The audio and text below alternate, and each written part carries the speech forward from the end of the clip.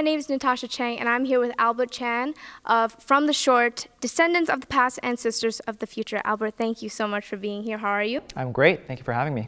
So I have to ask, can you explain the title of your short? Why did you choose that title? How did you come up with it? Well, Descendants of the Past, Ancestors of the Future is about lineage, and it's about knowing where you come from and using that to move forward.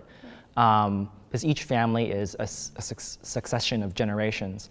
And so I wanted to reflect that in the title, that it's not just about the past, it's not just about the future. So every person is a descendant of what has transpired before them, and everyone is also an ancestor who sort of is in charge of what happens after them. Right.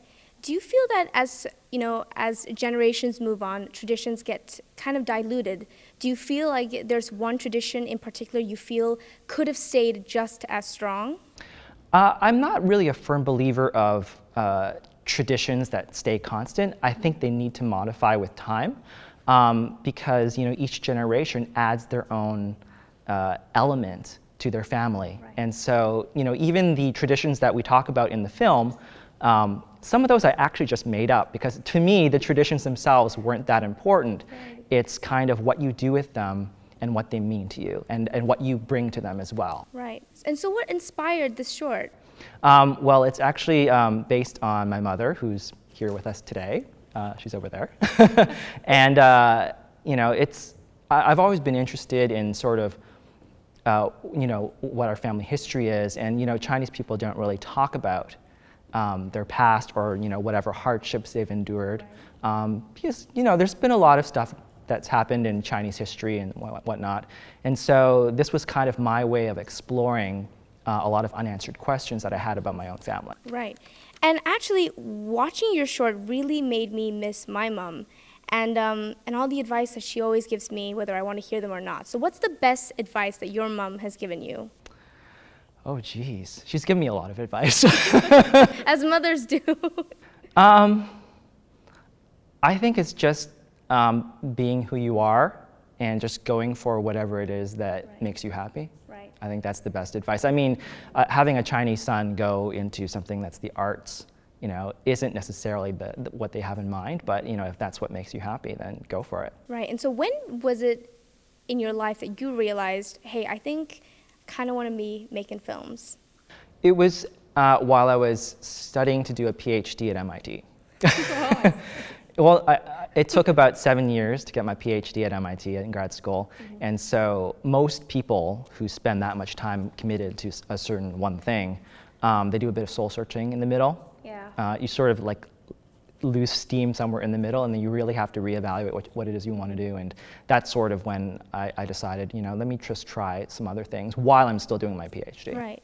And what was the process like telling your parents, maybe I want to make films? Were they happy about it? The films didn't happen immediately. I was actually going into acting first, and then as a result of that, I wanted to go into making films.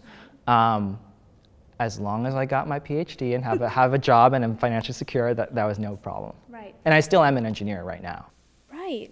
And so do you find that difficult balancing being an engineer and being a filmmaker and being an actor as well? You started in your own short. So do you find that difficult? Well, I think these days, people are able to juggle a lot of different things. And especially if you have a very flexible day job, which actually a lot of actors and filmmakers and creative people do have, that really helps a lot. Right. And so because you've had so much experience with being an actor, being behind the camera as well, what advice can you give people who maybe want to start off in this business? Like, what do you think they should know coming into this? In particular, in making films, I'm always a proponent of quality versus quantity. Like, I will take 2 or 3 years to make a short film. And if you do that way, then you have to be writing and working on a project that really you're absolutely 110% passionate about, because otherwise it will never get made.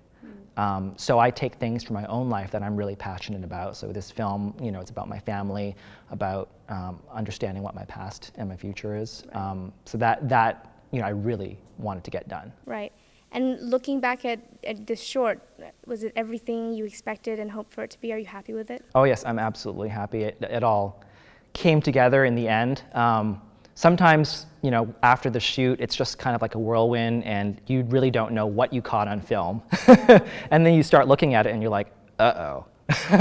But then one by one, you start working through the problems and you do problem solving, which is kind of where the engineering comes in handy, because engineering is all about problem solving. And so you solve these problems and one by one they disappear and you find a solution for them. And then you're left with a film that's really good, in my opinion. This is the best one yet, you think?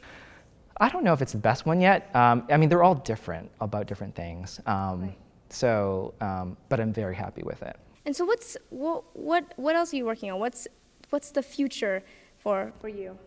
I'm working on a feature film right now, in the early stages, yes. I feel like after having made 3 shorts, I'm kind of ready to take that step, because it is a huge step. You know, no one should ever try and tackle a feature film until they've actually had some experience, you know, with short films. So it's going to be a science fiction drama, which really appeals to me. I'm not really a science fiction person, but the science fiction element, you know, you can really explore a lot of issues surrounding, like, you know, is there life out there, or, you know, what happens after death? You know, you can explore a lot of metaphysical ideas. Right. All right. Well, Albert, thank you so much for chatting with us. I'm excited to see your feature film.